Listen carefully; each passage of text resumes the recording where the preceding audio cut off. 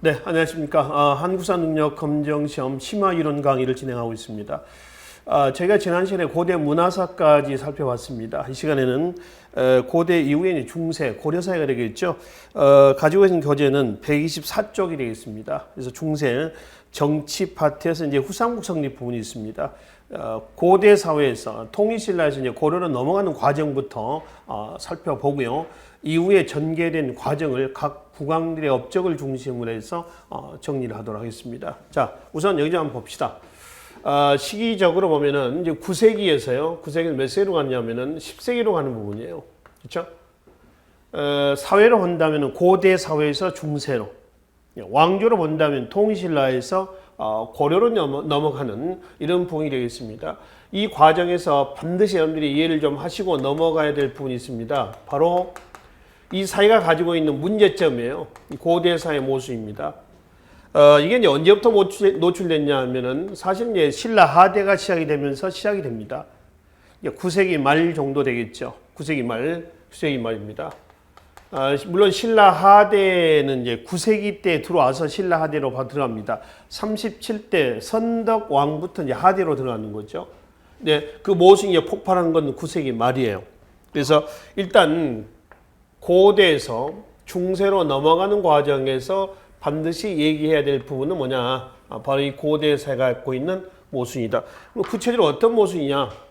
정치적인 면에서는요, 이 골품 제도의 모순이에요. 어떤 모순일까요? 혈연본위의 폐쇄적인 사회의 모순입니다. 꽉 막힌 사회 모순이에요. 이러한 모순 속에서 당시 진골 귀족의 화백을 중심으로 했었던 귀족 연합 정치를 지적할 수가 있죠. 정치 기강이 문란해지고 왕권도 실추가 됐었어요. 그러니까 왕권 실추, 정치의 문란 속에서 신라 하대가 몇 년이에요? 156년입니다. 156년 동안에 몇 명의 왕이 교체됐어요? 약 20명의 왕이 교체됐습니다. 조선이 500년입니다. 정확히 518년인데요. 조선 왕조 500년 왕조에서 몇 명의 왕이 교체했냐면 27명입니다. 그럼 신라대 156년 동안에 20명의 왕이 교체했다라고 하는 것은 굉장히 빈번했다라고 하는 걸 알 수가 있죠. 그 골품제도의 모순에서 기인하는 겁니다. 그 다음에 수치 체제의 모순입니다. 경제적인 모순에 거둬들인 데 있을 모습입니다. 삼국통일의 건실한 정신이 유린되는 거죠. 진골 귀족의 사치, 향락으로 도배가 됐어요. 9세기 흥덕왕대 때 가면요, 국가가 사치금비령을 발표하기도 했었어요. 이런 이제 수치체제의 모순으로 인한 국가 재정의 파탄, 농촌, 농민경제 피폐, 여기에 따른 이제 진성유황대 때 거국적인 밀란이 시작이 됩니다. 진승, 신라 하대 때 상주에서 났었던 그 밀란들 시작을 해가지고 전국적으로 확산되죠. 그러니까 신라 하대 때 밀란이 한국 사회에서의 3대 밀란 중에 하나란 말이에요. 그렇죠? 그래서 9세기 말 신라 하대 때 밀란하고요. 12세기 중엽 고려 무신 정권 때 밀란하고 19세기 세도 정치 때에 밀란이 있었습니다. 그렇죠? 이게 한국 사회 3대 밀란입니다. 그 밀란이 지금 시작이 되고 있는 거죠. 이게 이제 고대사의 모순이에요. 자, 문제는 이러한 이제 고대사의 모순 속에서 당시 지식인들이 있죠. 뭐라고 했었냐라고 하는 겁니다. 이때 지식인들은 이 상황에 동조한 건 아니고요. 골품 세력으로서 당시 육두품이라든가 또 지방 호족들이 있죠. 얘네들이 이제 등장을 해서 여기에 반발하는 겁니다. 이 호족은 그 당시는 호족이라는 용어를 쓰진 않습니다. 장군, 성주 이런 용어를 쓰죠. 막강한 군사적인 경제적 기반을 가지고 있었다라고 하는 거죠. 얘네들의 사상적 기반이 된 게 있어요. 뭐요? 신라 사상이요. 육두품과 결탁이 됐었던 뭐가 있냐면은 유교. 그 다음에 지방 호족과 결탁이 됐었던 선종. 선종 구산으로 나눠졌죠. 신라 하대 불교 사상에서요. 각 지역별로 배후에는 지방 호족이 있었습니다. 그래서 지방 호족들의 사상적 기반이 됐고요. 여기다가 지방에서 얘네들의 입지를 정당화 시켜줬었던 사상이 뭐예요? 바로 풍수지리 사상이에요. 자, 이게 신라의 모순을 극복하기 위해서 등장했던 새로운 세력, 새로운 사상들입니다. 근데 결국 고대사의 모순을 극복을 했어요, 못했어요? 못했습니다. 그렇죠? 결국 분열이 됐죠. 그게 뭐예요? 바로 우리에게는 후삼국입니다. 그래서 이제 후삼국으로 분열됐는데 제일 먼저 성립된 나라가 어디냐면은 900년에 어디예요? 후백제입니다. 당시 국호는 백제예요, 백제. 지금 와서 우리가 이제 구분하기 위해서 후백제라고 얘기하는 것 뿐이에요. 후백제. 900년이죠. 누구죠? 견훤입니다. 2대 왕이 누군지 아시죠? 신검이죠, 신검. 그의 아들이에요. 아버지 견훤을 김제 금산사에 가둬버리죠. 그러니까 견훤이 신검에게 왕위를 넘겨주려고 하는 건 아니고요. 신검의 동생 금강이라는 애가 있습니다. 금강이라는 사람한테 왕위를 넘겨주려고 했어요. 근데 거기에 이제 불만을 푼 거죠. 장남으로서. 그래서 금강을 죽이고 아버지를 김제 금산사에 유폐를 시켜요. 그리고 왕위를 찬탈합니다. 어디에서? 완산교입니다. 여기에서 후백제를 건국을 했고요. 그 다음에 이제 후백제가 건국된 이듬해 후고구려가 901년에 누구죠? 궁에 의해서 건국이 됐습니다. 어디에서요? 송악이죠. 나중에 이제 후고구려는 국호를 뭘로 고쳐요? 마진. 그럼 이제 수도를 뭐로 옮겨요? 송악에서 철원으로 옮기고 다시 철원으로 옮긴 이후에 국호를 또 뭘로 고쳐요? 태봉으로 고칩니다. 이 과정에서 궁에는 송악, 예성강 지역의 왕건 세력과 이제 같이 결탁을 하죠. 세력을 키워나갑니다. 그럼 이제 궁에는 원래 신라 왕족 출신이라고 하는 건 아시죠? 신라 허난왕의 서자로 알려져 있습니다. 근데 신라 하대 골품제도의 모순 속에서 이탈이 되죠. 쫓겨나는 겁니다. 그래서 이제 신라 정부의 반기를 갖고요. 북원의 도적 양길, 북원 원주입니다. 그래서 북원의 도적 양길과 같이 결탁을 해서 세력을 키워나가는 거죠. 양길을 몰아내고 강원도, 경기도까지 세력을 확장을 시켜나가는 겁니다. 그리고 왕건 세력과 결탁을 해서 결국 후고구려가 건국이 되고 나중에 이제 왕건에게 송악당을 넘겨주고 수도를 철원으로 옮기고 본인의 독자적 기반을 세운 거죠. 그리고 국호도 바꿨습니다. 이 이후에 궁에는 뭘로 가냐면은 실정으로 넘어갑니다. 이 궁의 실정으로 인해서 결국 바로 그 왕건을 추대했던 세력들이죠. 홍유, 신순경, 배현경 얘들입니다만 얘네들이 궁예를 몰아내고 918년에 어디를 건국했죠? 고려를 건국을 하고 왕건을 추대한 겁니다. 그래서 후삼국 통합의 하나의 어떤 그 시발점을 만들어 놨습니다. 그럼 일단 다시 901년으로 돌아오겠습니다. 후고구려가 건국이 되면서 신라는 어떻게 됐냐는 얘기입니다. 영토 축소가 됐죠. 어디로? 옛날 삼국시대 때 신라 영토, 지금의 경상도 영토가 되겠죠. 축소가 됩니다. 이 상황을 우리는 고대사의 모순 속에서 나왔던 뭐다? 후삼국 시대다. 이 후삼국 시대는 중국은 어떤 상황이냐? 중국은 5대 식국 시대예요. 절도사이한 혼란기입니다. 참고로 5대 식국 앞은 어디냐면 중국 당나라입니다.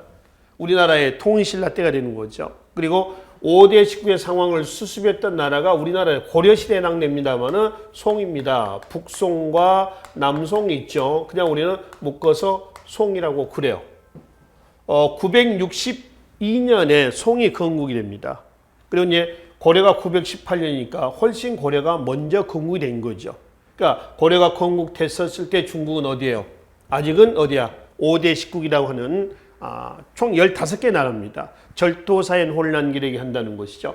그러면 이제 문제는 이 분열된 후삼국을 통합하는 과정에서 지금 고려가 건국이 되고 고대사의 모순을 극복한 중세 사회로의 유행이 되는 것이죠. 그러니까 중세라고 하는 건요, 고대보다 한 단계 더 업그레이드된 사회다라고 하는 그런 의미로 이해하시면 되겠습니다. 고려 건국 과정은 지금 후고구려 땅에서 이렇게 이제 전개가 되는 거고요. 나머지 후백제하고 신라에 대해서는 어떻게 통합을 했느냐라고 하는 겁니다. 자, 먼저 고려는 이 신라에 대해서는 신라 정책을 추진합니다.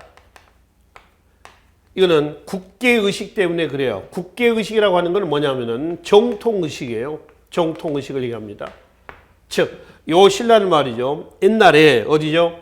고구려, 백제, 그 다음에 삼국시대에 신라가 있었죠. 요 신라가 요 통일신라 아닙니까? 그래서 백제 660년 사비상 함락, 고구려 668년에 평양성 함락, 그리고 나당전쟁 이후에 통일신라의 건국으로 넘어가는 거죠. 그렇죠? 그러니까 이 신라야말로 정통국가라고 하는 겁니다. 그런 의식을 뭐라 하냐면 국기의식이라고 그래요. 그래서 그 신라에 대해서는 계속 친신라 정책을 추진합니다. 이 친신라 정책을 추진하다가 후백제에게 된통 당한 사건도 하나 있어요. 자, 여러분들 교재 어딜 보시냐면은 후삼국 통일 과정에서 말이죠. 교재 126쪽을 한번 가봐요. 126쪽에 맨 위에 보시면은 후백제 멸망해가지고 936년 바로 밑에 공산전투를 한번 봅시다. 927년입니다만은 자, 신라와 고려의 우호관계에 불만을 품은 후백제가 신라를 공격하여 포석정에서 경양을 죽이자. 그러니까 이 경양을 죽이고요. 그리고 이제 마지막 56대 경순왕을 옹립을 시켜놓습니다. 신라 경주 포석정에서. 이때 이제 왕건이 신라를 돕기 위해서 공산 지금은 이제 경상도 대구입니다만, 그래서 대구 공산에서 견훤의 군대와 대결하였으나 대표했다. 이때 신순겸이 왕건으로 이장하여 도망하다가 붙잡혀 죽고 왕건은 겨우 위기를 넘겼다라고 하는 부분이 있습니다. 그러니까 지금 후백제하고 신라는 어떤 관계였냐라면 지금 대립 관계죠. 후삼국 분열 상황에서. 이런 상황에서 후백제가 신라를 견제를 하자 고려가 신라를 도로 갔다가 왕건이 된통 한번 당한, 그러니까 왕건이 죽다 살아난 싸움이었어요. 이게 대구 공산 전투입니다. 927년이고요. 또 하나 930년에 바로 밑에 안동 전투, 안동 고창 전투입니다. 그래서 고창은 전라북도 고창이 아니고요. 경상북도 안동을 얘기합니다. 이 고창 전투의 내용 연비 읽어보시고 마지막 부분에 보면은 이 고창 전투의 승리를 기념을 해가지고요. 바로 지금까지 이어지고 있는 민속놀이 중에 하나가 있죠. 뭐요? 차전놀이입니다. 차전놀이의 계기가 됐죠. 기출문제죠. 지금 현재 차전놀이의 계기가 됐던 싸움이 930년에 뭐다? 바로 고창 전투다라고 하는 겁니다. 기억을 좀 해두시고요. 자, 그 다음에 이제, 그러다가 친신라 정책의 결과 신라 56대 경순왕이 몇 년이죠? 935년에 항복을 했습니다. 싸움 없이 이제 통합을 한 거죠. 그래서 큰딸 낙랑공주하고 혼인을 시켜서 왕건이 누구하고 경순왕과 혼인을 시키고 신라라는 국호를 없애고 금성이라 하고요. 경주 사심관의 자리로 앉혀놓습니다. 그러니까 사심관이라고 하는 이 제도는 여기에서 처음 시작이 됐다라고 하는 겁니다. 자, 교재 128쪽에 맨 위에 한번 보시겠습니까? 128쪽에. 사신관 얘기가 나와 있습니다. 중앙의 고관을 자기 출신지에 사신관을 임명하되 사신관은 중앙에 거주하게 한 제도이다. 그래서 그 권한을 보면 지방에 자치권을 주는 겁니다. 경주 사신관, 그러면 경주에 있는 건 아니고요. 몸은 서울에 있어요. 경주 지역에 대한 이러한 자치권을 주고 경주 지역에서 문제가 생기면 사신관 네가 뭐 해라. 연대 책임을 져라 라고 하는 거죠. 이걸 사신관 제도라고 해요. 그러니까 해유하면서도 뭐 하겠다는 거예요? 견제하겠다는 겁니다. 최초의 사신관이 경주 사신관의 김부예요. 김부가 누구냐면 신라 56대 마지막 왕 경순왕이 되겠습니다. 그래서 935년에 통합을 했고요. 그럼 후백제에 대해서는 계속 어떤 정책을 쓰냐면은 강령책을 추진합니다. 강령책으로 거의 일관하죠. 여기서 이제 강경책을 일관했던 것은 북방 민족에 지금 누가 있었냐면 거란이 있었습니다. 그 거란은 옛날 고구려 고토에서 성립됐던 어디를 멸망시킨 발해를 멸망시킨 거란이거든요. 참고로 발해가 698년에 건국이 돼서 926년에 거란이 멸망을 하죠. 926년이라고 한다면 아직 고려가 건국되고 나서도 발해가 있었다는 거예요. 그죠? 그러니까 926년에 거란에게 멸망하자 발해의 태자 대광영이라는 사람이 발해 유민을 데리고 고려로 내려옵니다. 고려가 받아주죠. 민족 융합 정책이죠. 왜냐하면 발해나 고려나 다 어디의 후계자예요? 고구려의 후계자죠. 고구려의 후계자다 해서 국호를 고려라고 그러잖아요. 마찬가지입니다. 발해도 고구려의 유민들을 중심으로 해서 토착 말가린을 끼고 발해가 건국된 거죠. 그러니까 고려는 고구려 고토 회복을 위해서 북진 정책을 추진하고 있죠. 그러니까 북진 정책을 추진하면서 누구하고 대립하겠어요? 거란하고 대립할 거예요.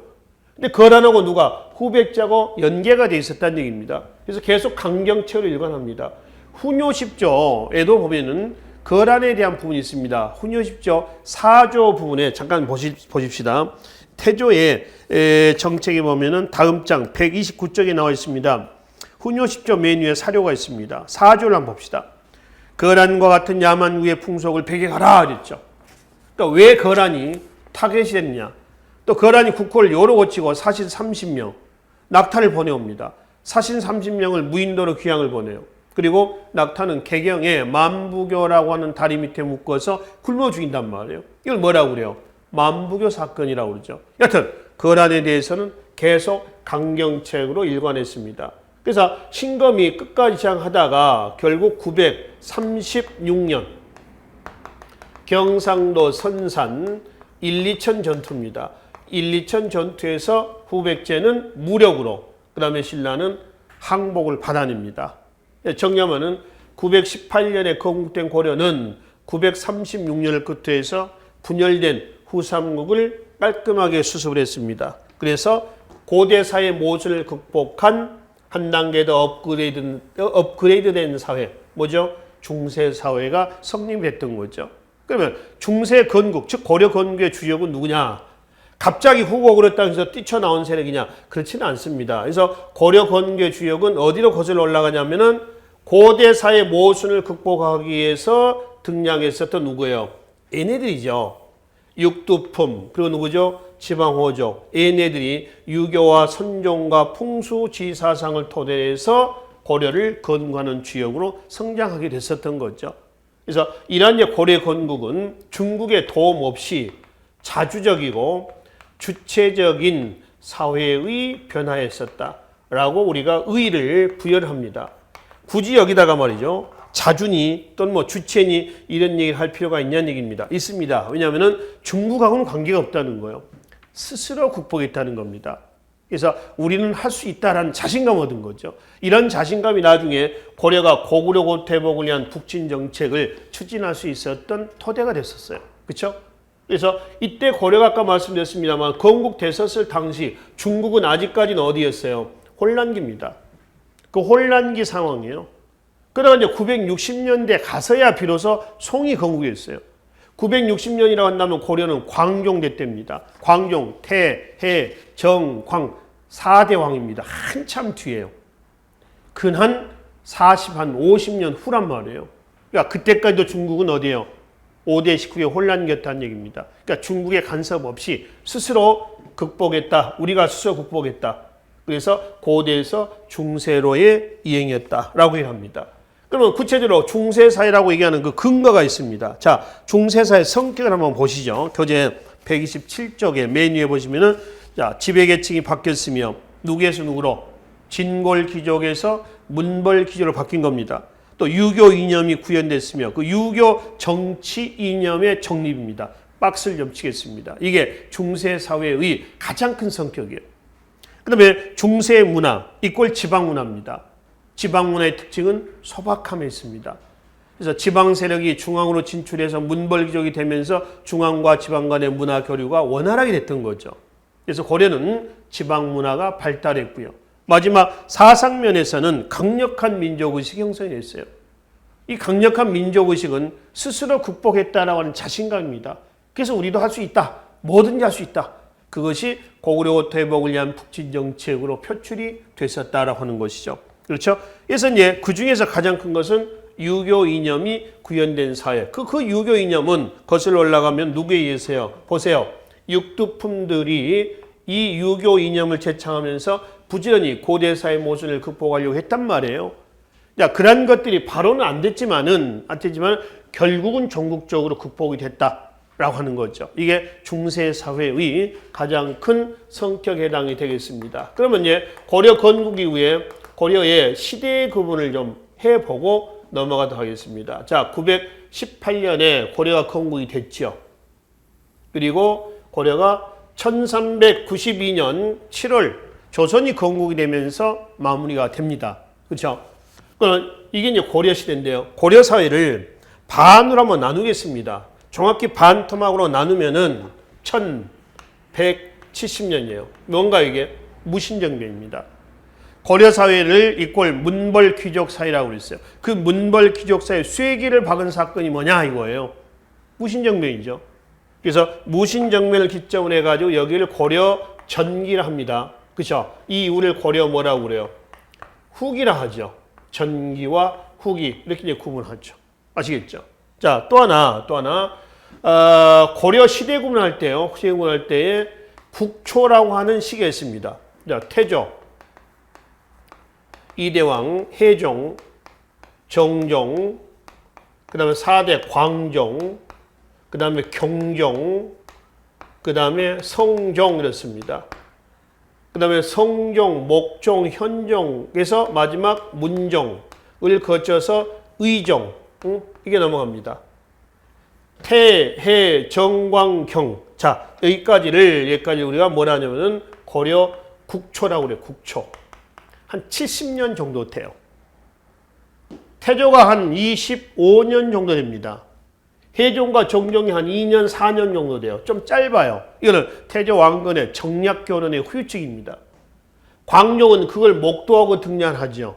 그래서 한 26년 정도의 통치 기간이 있고요. 강력한 왕권 강화 정책을 추진합니다. 이유는 해종과 정종의 광종의 형들입니다. 물론 이복형입니다만은 형들의 단명한 걸 직접 보고 등장을 했죠. 그래서 광종은 즉위하면서 강력한 일방적인 왕권 강화 정책을 추진하게 됩니다.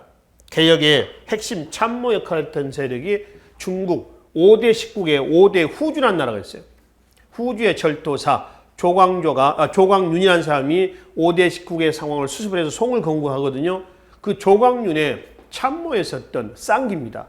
쌍기를 영입을 해서 강력한 왕권 강화 정책을 추진합니다. 그리고 경종대 때 집권 약 6년간은 다시 혼란기입니다. 이때 억눌렸던 신권이 들고 일어나는 거죠. 그리고 이제 성종대 때 들어와서 성종대 때의 체제를 정비해 나갑니다. 이때 성종의 개혁 정치에 참모 역할을 했던 사람이 누구예요? 최숙로입니다. 최숙로 시문 18조를 토대해서 개혁이 단행이 되죠.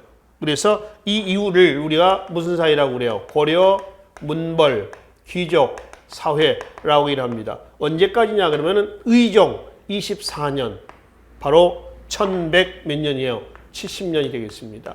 그래서 무신정변을 통해서 무너졌던 여기가 실질적으로 문벌 귀족사예요. 성종이 981년에 등장하거든요. 그러니까 981년에서 실질적인 문벌 귀족사회는 1170년이다라고 얘기한단 말이에요. 아시겠죠? 그럼 이제 의종 다음에 이제 명종부터 해서 이 이유는 뭘로 가는 거예요? 바로 무신 정권기로 갑니다. 그 무신 정권기로 넘어간 이후에 고종대 때 무신 정권 최후 때입니다. 몽골의 침략을 받으면서 결국에 원간섭기로 넘어가고요. 원간섭에서 벗어나려는 몸부림은 당연히 충렬왕 때부터 시작이 됩니다.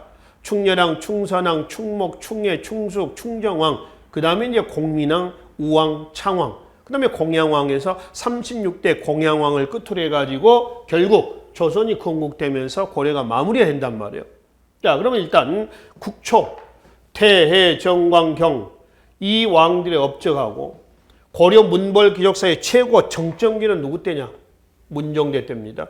문종대 때에 바로 최충, 해동 공자라고도 그러죠. 그만큼 많은 제자를 양산했다라고 하는 겁니다. 그래서 우리나라, 해동이라는 얘기는 우리나라예요. 해동, 삼한, 동국, 태동, 청국 다 우리나라의 별칭입니다. 그래서 해동의 공자였다라고 얘기하죠. 그래서 최충의 보필을 받았던 시절입니다. 그래서 문벌 귀족 사회는요, 실질적으로 성종대 때에 올라가서 체제 정비해서 가장 정점기 올랐던 시기가 누구 때요? 문종대 때란 말이에요. 그 이후에 이제 쇠락을 하다가 무신정변으로 무너집니다. 갑자기 훅 떨어진 건 아닙니다. 1126년 이자겸난이라든가 1135년 묘청의 서경천도 운동 이후에 떨어지면서 결국 무신정변으로 마침표를 찍게 되는 거죠. 그래서 여기까지 과정인데요. 주로 이제 태조에서 국초 정비 과정, 문종까지의 여러 가지 정치적인 업적들 있죠. 왕들의 업적을 좀 살펴보기로 하겠습니다. 자, 먼저 127쪽의 맨 밑에 태조의 정책부터 살펴보도록 하겠습니다. 자, 중패비사라고 하는 게 있습니다. 여기서부터요, 밑에 그 역분전의 지급까지 있죠. 이건 지방호족을 통합하기 위한 정책이에요. 그러니까 일종의 이거는 골품제도의 모순이 있죠. 으로 인해서 지방 세력이라든가 능력자들이 전부 배제가 되잖아요. 그러니까 이런 것들을 극복하기 위한 바로 이런 정책이라고 보시면 됩니다. 개방 사회 건설책이다. 그러니까 골품제도의 혈연 본위의 폐쇄적인 사회 모순을 극복하자 이거예요. 전부 끌어안자라고 하는 겁니다. 중폐 비사는 직역하면 이렇습니다. 폐는 폐물입니다. 중은 두껍다, 무겁다 이렇죠. 폐물을 무겁게 아니라 많이 하고 폐물을 많이 주고, 그러니까 돈이라든가 금은 보화를 많이 주는 겁니다. 그리고 피사, 사라고 하는 건 말이에요, 말. 그죠? 말입니다. 사는 낮춘다는 겁니다. 그러니까 지방 호족들에게 사신을 보내서요, 뭐 비단이나 금은 보화를 엄청나게 갖다 줍니다. 그리고 편지도 거기에 하나 끼워 넣죠. 편지에 야 이거 줄 테니까 이리 와 임마, 이게 아니라 이거 드시고 저한테 같이 합의하면 나한테 와서 같이 꾸려 나가면 어떻겠습니까? 정중하게 편지를 보내는 겁니다. 이걸 뭐라고 그래요? 중폐비사라고 그래요. 그러니까 간단하게 말하면 저자세 얘기입니다. 그래서 전부 다 끌어안는 거죠. 그다음에 정략 결혼이 있습니다. 지방 호족의 딸들과 혼인 관계를 맺는 거죠. 호족의 태조 왕건의 그 지방 호족의 딸을 취하는데요. 29명이 나와요. 태조 왕건의 부인이 29명입니다. 나중에 어떤 분이 나올 것 같아요? 아들 하나씩 나와요. 29명이 나오는 거죠. 왕위 계승 문제가 나오겠죠. 태조 왕건은요, 이런 것들을 우려하지 않았냐는 얘기입니다. 우려합니다. 그것이, 자, 교재 120, 다음 장 합시다. 훈요 10조, 훈요 10조를 한번 가보세요. 다음 장 129쪽에 보시면 훈요 10조 3조를 한번 보실래요? 왕위 계승은 적자, 적선을 원칙으로 하되 장자가 불출할 때는 형제 상속도 가능하다라고 하는 게 있습니다. 그러니까 적자, 적선이라는 얘기는요, 첫 번째 부인의 첫 번째 아들에게, 그러니까 장남이죠, 왕위를 물려줘라. 만약에 그게 여의치 않으면은 형제 상속도 가능하다, 이런 얘기입니다. 근데 우려했던 것이 해종대 때에 바로 뭘로 터졌어요? 왕규의 난으로 나옵니다. 왕규는 경기도 광주 호족이고요. 사성 정책에서 왕시성을 받았어요. 근데 그의 딸 둘이 있었는데 15번째, 16번째 부인으로 왕건에게 출가를 했어요. 시집을 보냈습니다. 그 중에 16번째 부인과 왕건 사이에서 아들 하나 얻었어요. 그게 이제 광주 원군입니다. 경기도 광주예요. 그래서 그 광주 원군을 왕유가 왕위로 올리고 해종을 죽이려다가 실패한 사건이요. 이게 왕유의 난입니다. 그러니까 정략 결혼의 대표적인 후유증으로 터진 사건이죠. 이걸 진압하고 등장한 사람이 누구냐면 정종이에요. 해종은 이제 단명하죠. 외척들의 특세로. 그러니까 정종이 이제 독자적인 세력 확보를 해서 수도를 개경에서 어디로 옮기려고 했냐면은 서경, 평양으로 옮기려고 합니다. 그러니까 정치 무대를 한번 바꾸겠다라고 하는 겁니다. 근데 잘 안 됐어요. 실패로 끝났습니다. 그 과정에서 정종도 집권 4년 만에 죽습니다. 그러니까 결과적으로 아까 말씀드린 대로 해종과 정종의 제2년간이 국초에서 가장 짧아요. 왜 그랬냐? 태조 왕건의 정략 결혼의 대표적인 희생양이다. 그러니까 그런 걸 직접 눈으로 보고 등장했던 광종은 어떤 정책을 폈겠느냐? 이런 정책을 폈을 것이다. 이렇게 보는 것이죠. 그렇죠? 자, 그래서 해종대 때 왕규나는 그런 배경에서 터졌습니다. 다시 앞으로 넘어가겠습니다. 그러면 사성정책, 왕시성을 주는 겁니다. 그러니까 내 가족으로 전부 다 흡수하겠다는 거죠. 그 다음에 이제 지방호족도 있죠. 일부는 중앙관직 주고, 일부는 지방자치권도 주고, 또 후삼국 통일하는데 공을 세웠었던 그 공을 기준으로 토지도 지급합니다. 그게 역분전이에요. 논공 행상을 기준으로 해서 토지를 지급합니다.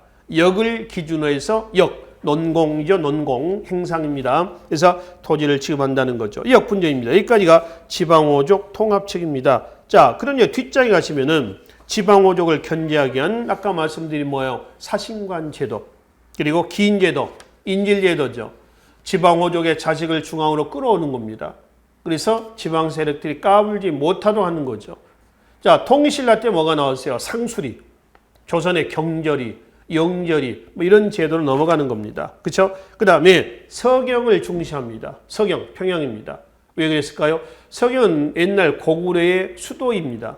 그러니까 북진 정책의 근거지 이외에도 왕권을 강화하기 위한 새 판을 짜겠다는 겁니다.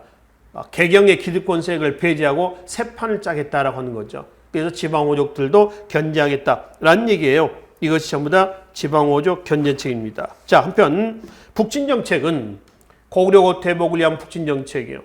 서경을 근거로 해가지고 옛날 고구려 수도, 그래서 서경을 근거로 해서 북진정책을 추진합니다. 특히 거란에 대해서는 그 과정에서 강경책으로 일관했고요. 이란 태조 말년에 북진정책 결과 영토가 청천강에서 어디까지? 여흥만까지 올라갑니다. 신라 삼국통일로 인해서 거진 영토는 어디서 어디까지냐면은 대동강, 평양이죠. 대동강에서 원산만이에요. 7세기 중엽이죠. 그 다음에 지금 태조 왕건입니다. 북진 정책 결과 청천강에서 어디까지? 여흥만까지 올라갑니다. 이게 몇 세기냐면은 10세기예요. 10세기. 그렇죠? 10세기. 이때 이만큼 어디? 영토가 올라간 겁니다. 나중에 거란하고 3차 침략이 나오죠. 저 거란입니다. 요 나라를 얘기하죠. 그래서 거란 1차 침략 때 서희에 강동육좌포가 있어요. 그래서 993년 10세기 말에 가면은 최초로 우리나라 영토가 압록강 하구까지 올라갑니다. 한편 거란의 3차 침략 이후에 현종대 때에 거란과 연인의 침략을 막자 해서 다시 압록강 하구에서 동해안의 도련포까지 천리장성, 이른바 고려장성이 축조가 됩니다. 이거는 11세기 중엽입니다. 그리고 이제 조선이 건국됐었을 때 영토는 어디냐 하려면은 자, 초산에서 초산, 압록강 중쪽입니다. 그 다음에 갑산까지입니다. 이게 공민왕 개혁 정치 때 고려 말에 영토가 확보가 된 거예요. 여기까지가 되겠습니다. 그래서 조선이 건국됐었을 때의 영토는 여기서 여기까지입니다. 그 조선 세종대 때 여진족 침략을 자꾸 이제 견제해 들어오는 여진족의 침략을 막아내고 김종서 등에 의해서 어디가 사군, 육진이 개척이 됩니다. 사군, 압록강 쪽이죠. 육진, 두만강 쪽이 되겠습니다. 그래서 몇 세기? 15세기 세종대 때 가면은 현재 압록강, 두만강의 영토가 거지게 됐다라고 하는 겁니다. 자, 돌아와서 지금 태조 왕건의 북진 정책 결과 이만큼 영토가 올라갔다라고 하는 것이죠. 그렇죠? 자, 밑에 만부교 사건 아까 말씀드렸던 그 만부교 사건을 얘기를 하고 있습니다. 한편 사상 면에서는 왕권 강화 또는 체제 안정을 위한 숭불 정책, 또 고려 건국의 사상적 기반이 아까 뭐였어요? 불교 선종 외에도 뭐 풍수지 사상이 있습니다. 다 끌어안습니다. 도교 받아들입니다. 그래서 물론 유교 정치 사상으로서 체제 정비하는 데 기여를 했었죠. 뭐 일련의 이런 것들은 전부 다 사상면에서 고려 건국 이후에 태조의 정책으로 보시면 되겠습니다. 자, 129쪽에 맨 위에 가시면은 기타 왕권 강화 정책 해가지고 정계, 개백료서, 훈요 10조가 있어요. 정계와 개백료서는 현재 남아있지는 않습니다. 왕에 대한 신하의 도리서예요. 그러니까 왕에 대해서 신하는 어찌어찌해라 라고 하는 그런 내용이라고 합니다만 현재 남아있지는 않습니다. 한편 왕실의 안전과 민심 수습을 위해서 남긴 왕건의 유언이기도 합니다. 훈요 10조입니다. 밑에 1조에서 10조까지 내용이 나와 있죠. 맨 밑에 분석해 놓은 내용만 검토하겠습니다. 자, 불교 관계 내용이 있죠. 불교 중시하라는 거예요. 1조, 6조 등입니다. 특히 6조, 연등의 팔관회를 중요시해라. 이런 부분들. 풍수지리 사상이 나와 있죠. 2조, 5조, 8조 부분이 있습니다. 또 유교 사상에 대한 얘기도 있습니다. 3, 7, 9, 10조입니다. 한편 북진정치에 관련된 내용도 있죠. 4조와 5조입니다. 5조는 서경 길지설이에요. 서경, 평양을 얘기합니다. 여기에서 이제 왕실 안정과 민심 수습을 위한 사상적인 정책으로서 남긴 거고요. 그리고 이제 맨 밑에 민생 안정책이 있습니다. 이 민생 안정책은 여기 한번 보세요. 고대사의 모순 중에서 정치적인 모순을 극복하기 위한 개방사회 건설책. 이것이 뭘로 나왔었어요? 지방호족 통합정책, 또 지방호족의 견제정책, 회유와 견제, 그렇죠? 화전양면이었었죠. 또 수치체제 모순을 극복하기 위한 뭐요? 바로 민생안정책. 이러한 배경에서 나왔습니다. 뭐 조세제도를 정밀한다거나 또 취민유도라고 그러잖아요. 취민유도. 백성으로부터 수치하는데 법대로 하겠다. 이걸 뭐라고 그래요? 취민유도라고 그래요. 그 다음에 이제 흑창, 춘대춘합입니다. 나중에 성종대 때 의창으로 바뀌어요. 흑창 제도가 시가 되고요. 억울하게 후삼국 시대 때 양인이었다가 노비가 된 사람들 다시 양인으로 신분을 원상 회복을 시켜줍니다. 이건 노비를 해방했다는 게 아니라 양인이었다가 노비가 된 사람들 원래대로 복구시켜준 제도다라고 보시면 되겠죠. 이게 전부 다 뭐예요? 민생 안정책에 해당되어 있습니다. 자, 그리고 이제 해종대 때 아까 말씀드린 왕괴 난, 그렇죠? 을 진압하고 정종, 그러니까 수도, 서경천도, 시도와 정종대 때 하나 보겠습니다. 맨 밑에 한번 보세요. 광군사가 있습니다. 광군사는 뭐냐면 광군은요 거란 대비 특수부대예요. 그러니까 정규군이었던 뭐 2군, 6위, 지방의 주연군, 추진군과는 달리 거란 대비 특수부대가 있었습니다. 이 광군을 관할하는 관청을 또 뭐라고 그래요? 광군사라고 합니다. 누구 때요? 정종 때에 해당이 되겠다. 그리고 광학보, 경보. 광학보는 승려의 장학재단입니다. 뒤에 보자가 붙어있는 거 있죠. 제2보, 광학보 이런 것들 지금의 재단입니다. 기금을 만들어서 이자로 운영하자라고 하는 거고요. 그 다음에 경보, 이거는 불경 간행을 위한 재단라고 이제 보시면 되겠죠. 죄다 정종 때 해당이 되겠습니다. 자, 그리고 130조로 하겠습니다. 광종대 때 개혁 정치 나와 있습니다. 이 광종의 개혁 정책은요, 반드시 여러분들이 기억을 해두세요. 아시죠? 꼭 기억을 해 두십시오. 전부 다 결론은 어디에 맞춰져 있다. 다 여기에 왕권 강화에 맞춰져 있다라고 하는 겁니다. 밑에 쌍기를 영입을 해가지고 개혁 정책을 탄압합니다. 특히 그 중에 대표적인 것이 노비양검법과 과거제도예요. 노비양검법 역시 억울하게 노비가 된 자들을 다시 원상 회복시키는 겁니다. 과거제도는 능력을 본인한 사회 성립이죠. 그러니까 과거 제도를 통해서 신구 세력의 세대 교체를 단행인데요. 신세력은 광종대 과거를 통해서 등용한 사람들, 구세력은 기득권입니다. 물갈이하는 거죠. 과거 제도를 통해서. 그래서 거기서 신세력과 구세력은 뭐 그런 의미로 보시면 되겠고요. 그 다음에 지방 호족들을 노비 양도법 등을 통해서 세력을 꺾어놨죠. 여기 잠깐 봅시다. 아까 고대사의 모순에서 지방 호족은 그 당시에는 호족이라는 용어를 쓰지 않는다고 그랬지. 장군, 성주라는 용어를 쓴다고 그랬죠. 그렇죠? 장군은 막강한 군사적 기반을 가지고 있다는 뜻이고요. 성주는 막강한 경제적 기반을 가지고 있다는 거예요. 그러면 얘네들의 인적 기반은 누구냐? 노비거든요. 이 노비는 원래 노비는 아니고 원래는 양인이었다가 노비가 된 사람들이에요. 그럼 노비를 풀어준다. 노비를 풀어준다는 거는 뭐예요? 노비 안건법 아닙니까? 이거는 얘네들의 손발을 자른다는 거예요. 손발령 몸통만 남아있죠. 그 몸통 뭘로 인해서 밀어내는 거예요? 과거제도예요. 그래서 과거를 통해서 얘네들 밀어내는 겁니다. 그래서 특히 노비안건법하고요. 노비안건법하고 그 다음에 뭐 과거제도는 특히 광종대 때 대표적인 뭐 왕권 강화책이다. 이렇게 일한단 말이지. 아시겠죠? 자, 기타 밑에 뭐 주연 공부법 한번 봅시다. 지방의 주연에 세금을 부과하는 법이에요. 주연 공부법이라고 그래요. 원래는 지방 호족들이 세금을 막 걷어들이고 있었어. 근데 노비양건법 과거제를 통해서 개인들의 손발 다 꺾어놨습니다. 그래서 지방관을 파견한 건 아니고요.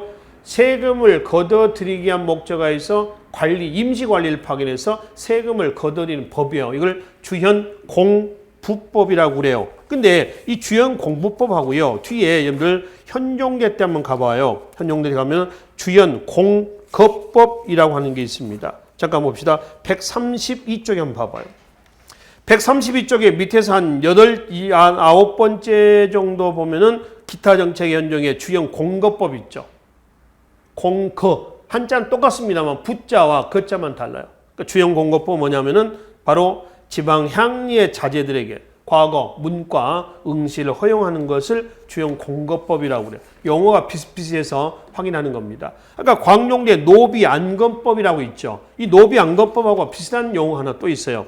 자, 바로 다음 장 133쪽에 보면은 131쪽입니다. 131쪽이면 성종대 때 보면은 노비환천법이라고 있어요. 노비환천법. 그죠? 이 노비환천법은 뭐냐면 132쪽이네요. 맨 위에. 노비환천법은 노비안건법에 의해서 억울하게 노비가 된 사람도 있죠.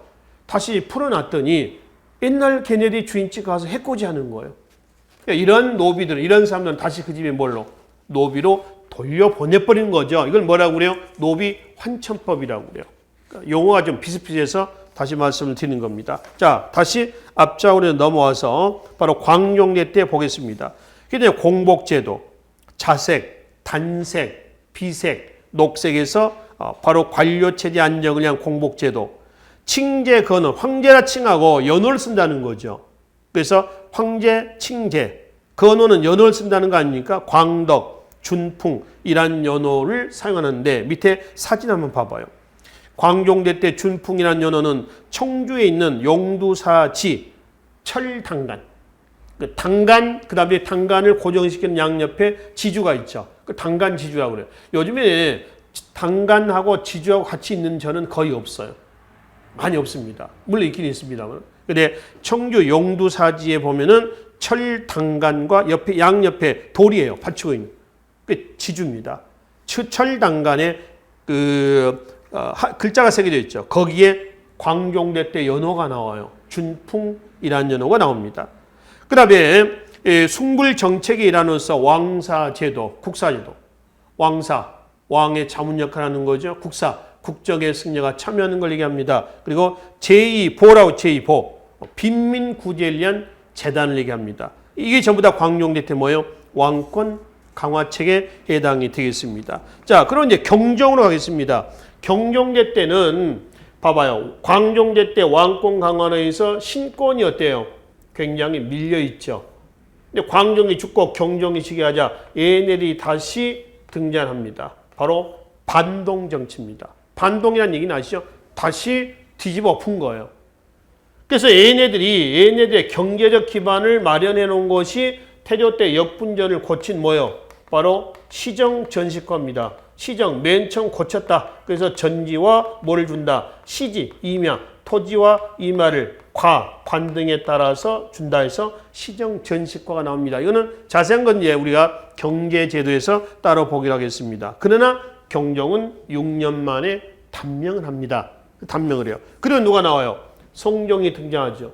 성종은 즉위하면서요, 중앙의 5품 이상의 관리들에게 숙제를 해줍니다. 자, 하나는 그간의 정치에 대한 평가를 해라. 그간, 국초죠. 태조에서 경종까지. 그리고 앞으로의 정치개혁 방안을 제시해라. 했는데 그게 이제 채택이 됐던 것이 최승로 거예요. 최승로의 앞으로의 정치개혁 방안이 뭐예요? 시무 28조. 현재 22개만 남아 있습니다. 그리고 그간의 정치에 대한 평가를 해라. 잘잘못. 그게 태해정광경 5대조죠. 5조 치적평입니다. 5조의 정치의 업적을 뭐 한다는 거죠? 평가한다. 이런 얘기예요. 그 5조 치적평이라고 얘기를 하는 거죠. 그래서 성종대 때 최승로의 시무 18조가 채택이 되면서 바로 유교 이념이 구현이 되는 정치가 행해집니다. 그래서 고려 우리가 중세사회다라고 했을 때 그 중세사회 근거는, 가장 근거는 유교 이념이 구현했다.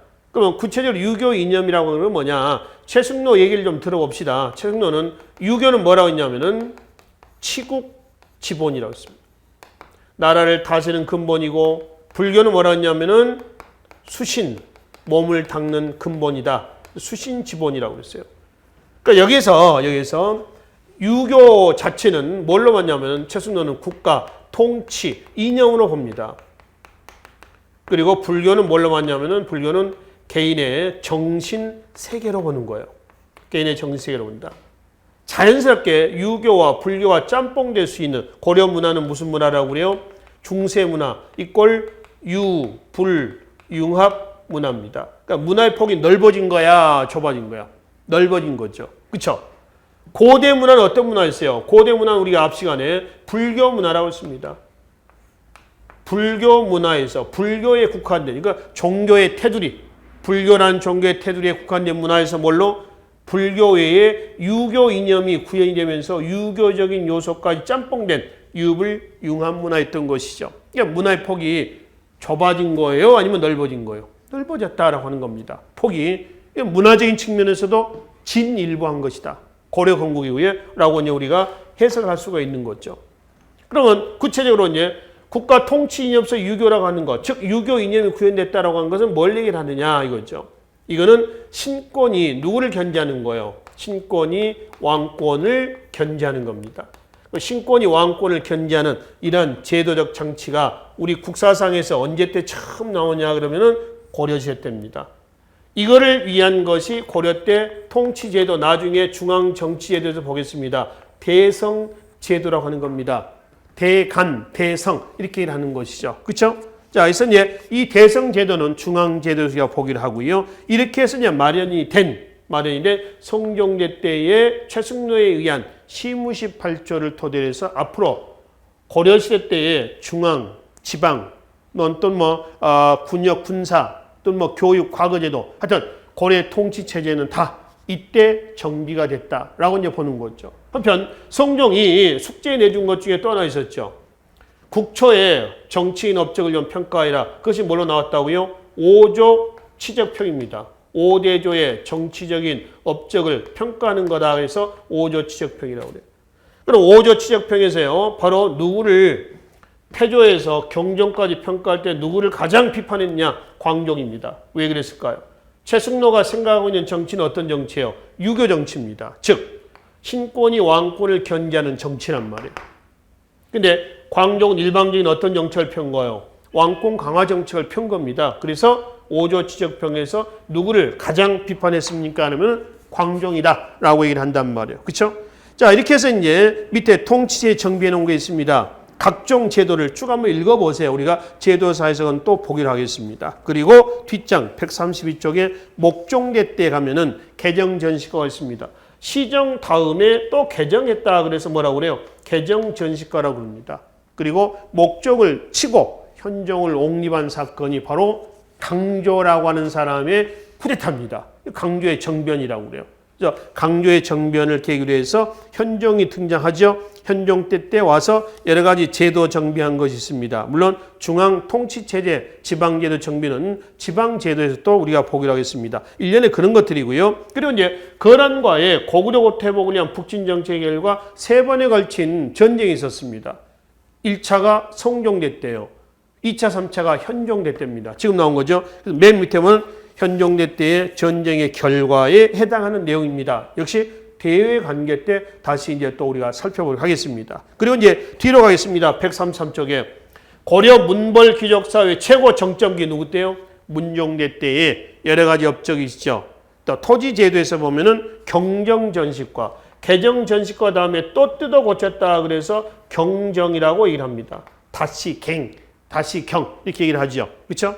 그리고 이제 공음전식과 5품 이상의 관리해 주는 거죠. 이게 이제 만들어지고 기타 사회 문화 제도의 정비 내용을 보면 밑에 내용도 있죠. 삼원신수법부터 해가지고 여러 가지 내용들이 나와 있습니다. 쭉 한번 읽어보시면 되겠죠. 그다음에 문종 다음에 순종, 헌종, 숙종, 예종, 인종 그리고 이제 뭐가 나오죠? 의종이 나옵니다. 의종대 때 무신정변에서 문벌 기록사의 쐐기를 박는 이런 과정이 되겠죠. 이 이유는 이제 대외관계, 무신정권 부분에서 우리가 살펴보기로 하겠습니다. 자, 그래서 이제 이 시간에는 고려 건국 과정, 그리고 고려 건국 이후에 통치체제 정비 과정까지만 정리하시고요. 바로 다음 시간에 최승로 시무시 8조에 의해서 정비가 된 중앙정치제도부터 해서 기본적인 통치체제 내용들을 살펴보기로 하겠습니다. 수고하셨습니다.